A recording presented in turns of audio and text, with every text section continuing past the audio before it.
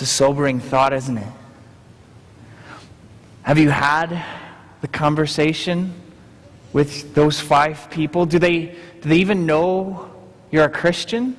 If not, why not? What more important thing do you and I have to share with them? Are you afraid that you don't know enough? Maybe if you knew more, you might be able to share your faith. Or maybe that's the job of the pastor. Trust me, actually being a pastor is often a strike against you when it comes to evangelism. I usually get 2 responses. Not that this is an excuse to not share my faith, but I usually get one of 2 responses. A, you're a pastor? You must be some sort of weirdo. I'm never going to talk to you again. Or B, oh, you're a pastor. You're one of those weird people that only ever talks about church. You know, my cousin's friend's roommate's sister's cousin goes to a church, and you won't believe what they do. Blah, blah, blah, blah, blah, blah, blah. Never brings it home. So there's 2 responses. So it's not pastors. Actually, all of you sitting out there kind of have a step ahead of me, because you're an ordinary person they're running into at the library, at Publix, at Walmart, walking the dog in the neighborhood. Well, why haven't you had that discussion? Are you afraid you don't know enough? Are you afraid of what they're going to think about you? Are you afraid that, boy, you're just going to get to a point and the conversation is going to end and you're not going to know what to say? What's holding you back? But it's not just England, it's not just Germany, it's not just those 5 people in our community. What about your families? Here again, we can't play the pastor card. Church workers are not exempt. Have you ever heard the phrase or the acronym PK? Do you know what that stands for? It stands for preacher's kid, for those of you who don't know. And why is that? PKs aren't always known as being the shining examples of faith. Sometimes they're known for quite the opposite. Why is that? Sometimes us professional church workers forget that our ministry, our sharing the faith, starts right at home. It starts with making sure our children know the faith and not just running around and telling everybody else. Do you have family members who don't have a saving relationship with Christ? Again, it's like that ember that's fallen out of the fire and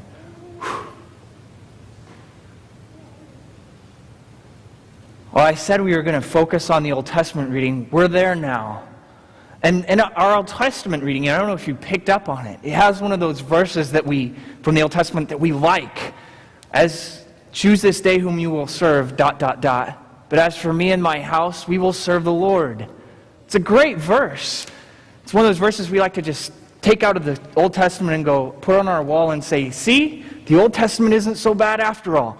But to really appreciate this verse, we've got to look at it in the bigger picture of the Old Testament. This is Joshua talking. Joshua, if anybody knew about spiritual complacency, Joshua knew. See, it was his parents' generation that had been saved from slavery in the land of Egypt. They'd been making those bricks. They'd seen their friends beaten by the Egyptians. They'd seen all those plagues. They'd walked through dry land that had been the Red Sea. They'd been saved by God in the wilderness. But in the wilderness, they became complacent. They began not to trust in God. And so God said, you're not going to see the promised land. So they wandered about. And Joshua watched his parents' generation, one by one, dying. And then finally, one day, God said, Joshua, now's the time.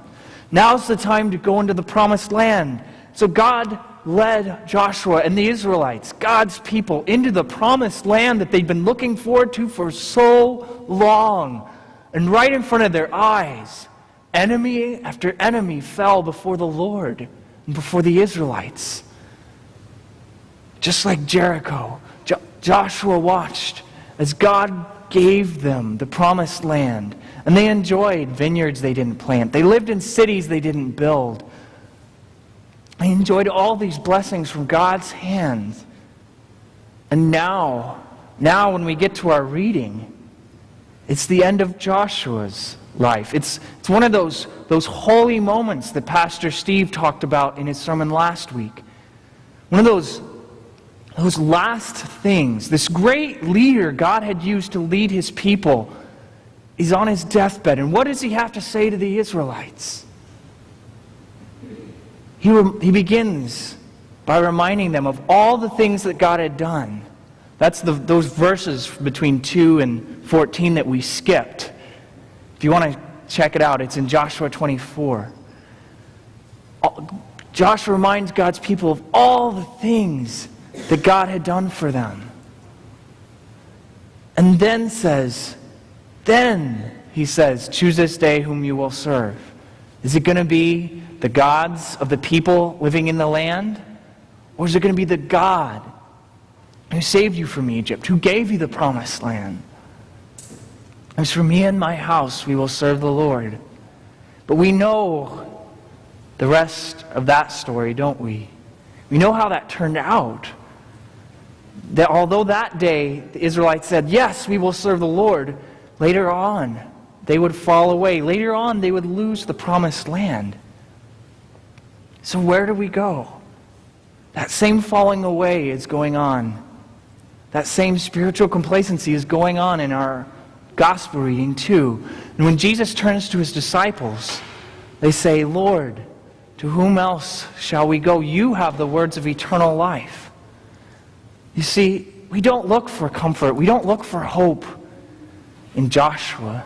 We look for comfort and hope in Yeshua, or the version that you know, the Romanized version, Jesus. See, Jesus would take all of our spiritual complacency, would take all of our sin upon himself, and would die on the cross. And he would rise, not only to win us eternal life, to win us a new promised land. A promised land unlike the one that the Israelites received. A promised land that was won by God's work alone and couldn't just be lost. But it's been won for you and for me and for all who believe by Jesus' death and resurrection. That's where we look for comfort and hope. That's where we look when we start feeling that spiritual complacency.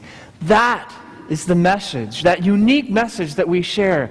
Today, there's all kinds of gods around us, all kinds of religions. But Christianity is the only one that offers true peace. It's the only one that says, God has done it all for you. You don't have to worry about saying things or making sure you do things. Our eternal life has been won for us by Jesus Christ. That is that beautiful gospel message for you and for me to share. That's why it's so important that our house does serve the Lord. That we do share that with our friends, our neighbors, our relatives.